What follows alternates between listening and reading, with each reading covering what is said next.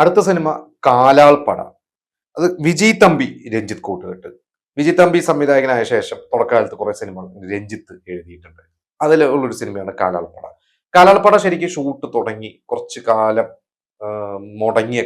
മുടങ്ങിപ്പോയി. അത് കഴിഞ്ഞിട്ട് എനിക്ക് തോന്നുന്നു വിജയ് തമ്പി വേറൊരു സിനിമ ചെയ്തു. എന്നിട്ടൊക്കെയാണ് സിനിമ പൂർത്തീകരിക്കുന്നത്. ഈ സിനിമ അന്ന് വലിയൊരു വിജയമല്ലായിരുന്നു. പക്ഷെ നല്ലൊരു രസമുള്ള സിനിമയാണ്. ഇപ്പോഴും കണ്ടാൽ അത്യാവശ്യം നമുക്ക് കണ്ടിരിക്കാവുന്ന ഒരു സിനിമയാണ്. അതിന്റെ സ്റ്റാർ കാസ്റ്റ് ഗംഭീരമാണ്. കാരണം ജയറാമാണ് നായകൻ, പിന്നെ റഹ്മാനും ഉണ്ട്. ഇവർ രണ്ടുപേരും അതിൽ നല്ല ഒരു നായകതുല്യമായിട്ടുള്ള റോളുകളാണ്. റഹ്മാൻ അപ്പോഴേക്കും തമിഴിലൊക്കെ അഭിനയിച്ച് തുടങ്ങിയ ഒരു സമയമാണ്. ഇതിൽ തിലകൻ ഒരു വില്ലൻ റോളാണ്. തിലകന്റെ മക്കളായിട്ട് രതീഷും സുരേഷ് ഗോപിയാണ്. സുരേഷ് ഗോപി ഇതിലൊരു നെഗറ്റീവ് റോളാണ്. അപ്പോഴേക്കും സുരേഷ് ഗോപി നായകതുല്യമായിട്ടുള്ള സിനിമകൾ, ഈ സിനിമ റിലീസ് ആവുന്ന സമയമായപ്പോഴേക്കും സുരേഷ് ഗോപി അത്യാവശ്യം നായകനായിട്ടൊക്കെ അഭിനയിക്കാൻ തുടങ്ങിയിട്ടുണ്ട്. അങ്ങനെ വലിയൊരു സ്റ്റാർട്ടം ഒന്നും കിട്ടിയിട്ടില്ല, പക്ഷെ അത്യാവശ്യം പടങ്ങളൊക്കെ ഉണ്ട്. അപ്പൊ ഈ ഒരു സിനിമയെ കുറിച്ചാണ് ഞാൻ വായിച്ചിട്ടുള്ളത്.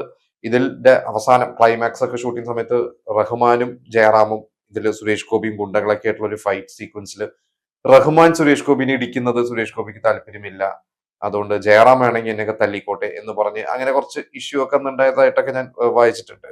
എന്തായാലും ഈ ഒരു സിനിമ അന്ന് കുറച്ച് ഡിലേ ആയിട്ട് ഇറങ്ങിയതുകൊണ്ടായിരിക്കാം വിചാരിച്ച പോലെ അന്ന് തിയേറ്ററുകളിൽ ഏറ്റില്ല. അടുത്തൊരു സിനിമ ശശികുമാർ എന്ന ഹിറ്റ് മേക്കറുടെ സിനിമയാണ് നാഗപഞ്ചമി. അതിൽ സുരേഷ് ഗോപിയും സായ് കുമാറും ശോഭനയും ഒക്കെ അഭിനയിച്ചിട്ടുണ്ട്. ആ സിനിമ പക്ഷെ അന്ന് തിയേറ്ററിൽ പരാജയമായിരുന്നു. കാരണം ശശികുമാർ നമുക്കറിയാം ഹിറ്റ് മേക്കറാണ്. 70കളിലും 80കളിലൊക്കെ ഒരുപാട് ഹിറ്റ് സൂപ്പർ താരം പ്രേം നസീർ, മമ്മൂട്ടി, മോഹൻലാലും അതും എല്ലാവരും വെച്ച് ഹിറ്റുകൾ കൊടുത്തിട്ടുള്ളതാണ്. സായ് കുമാർ ആ വർഷം 89 ആ ഓഗസ്റ്റിൽ ഇറങ്ങിയ റാംജി റാവുലൂടെയാണ് സിനിമയിലോട്ട് വരുന്നത്. അത് കഴിഞ്ഞിട്ട് അദ്ദേഹം കമ്മിറ്റ് ചെയ്ത കുറച്ച് സിനിമകളിൽ ഒരു സിനിമയായിരുന്നു. എനിക്കൊന്ന് സായ് കുമാർ അന്ന് ഈ സംവിധായകൻ നോക്കിയിട്ടൊക്കെ ഡേറ്റ് കൊടുത്തതായിരിക്കാം. എങ്കിലും അദ്ദേഹം കമ്മിറ്റ് ചെയ്ത സിനിമകളും അദ്ദേഹം നിരസിച്ച കുറെ സിനിമകൾ എല്ലാം കൂടി വന്നു കഴിഞ്ഞപ്പോൾ നിരസിച്ച സിനിമകളൊക്കെ അന്ന് എനിക്ക് തോന്നുന്നു സൂപ്പർ ഹിറ്റായി.